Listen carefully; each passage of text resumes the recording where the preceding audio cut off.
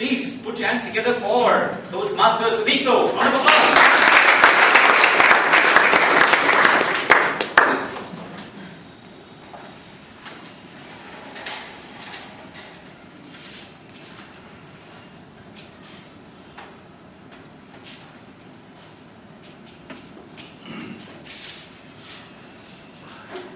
$1.2 trillion.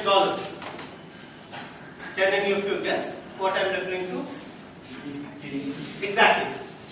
That was India's gross domestic product, or GDP for short, for the year 2008-09. Mr. Toastmaster, fellow Toastmasters, and dear guests.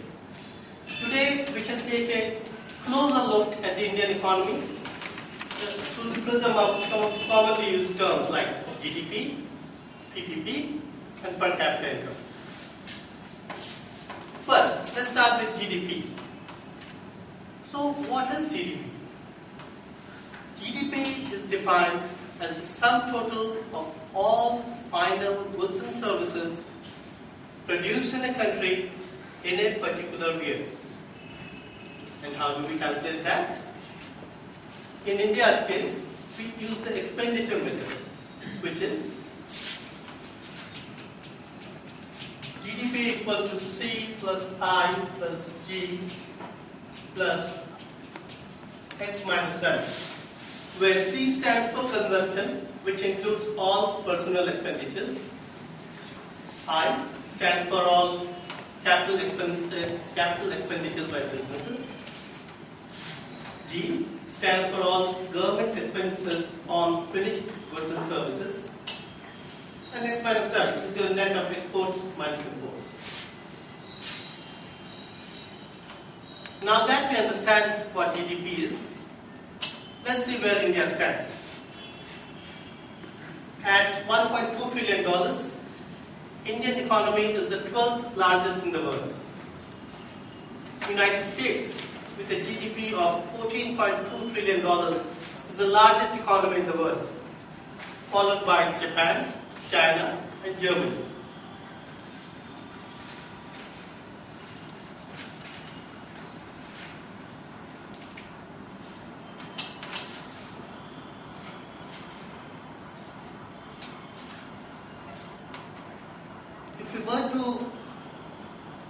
If you were to take into account people's purchasing power, this figure gets modified somewhat. And that leads me to the second facet of my speech today.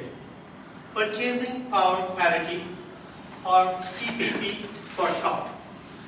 Let's first define PPP.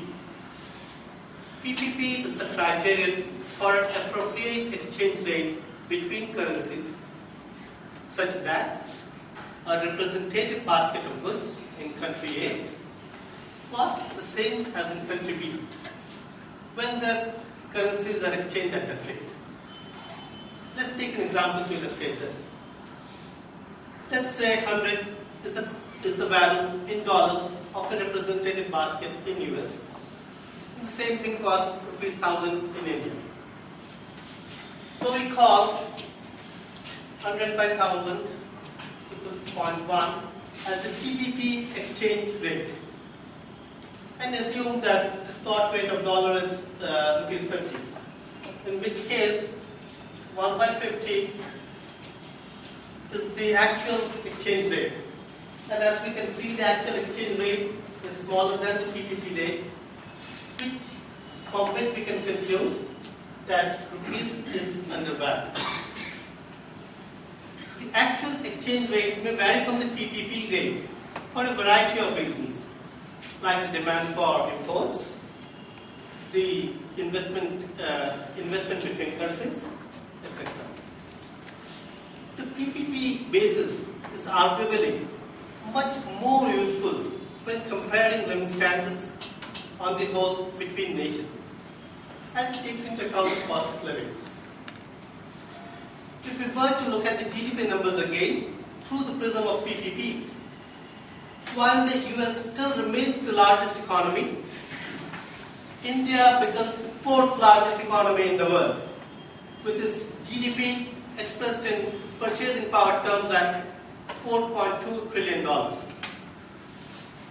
China and Japan interchanged the position, with China becoming the world's second largest economy and Japan coming in at number 3rd. Finally, let's take a look at per capita income. Per capita income simply means what each citizen of the country would receive if the yearly national income were to be equally divided amongst all the people. Per capita income is very often used as a measure for the wealth of the population of a nation, particularly in comparison with others. As a measurement, it has several weaknesses, as it doesn't account for economic activity leading to barter, nor does it give any indication regarding the distribution of the income. Nevertheless, this is still one of the most widely used criterions for comparison. As per World Bank data for the year 2008, Luxembourg, with a per capita income of $110,000, and Norway, with a per capita income of $94,000, were the 2 richest countries in the world for that year. United States, with a per capita income of $46,000, came in at number 12, whereas India, with a per capita income of $1,069, came in lowly 130. Even if we were to take into consideration PPP, this number still comes to about $3,000, and India still ranks lowly 113th. Looking at these figures, we can appreciate the enormity of the challenges facing the nation.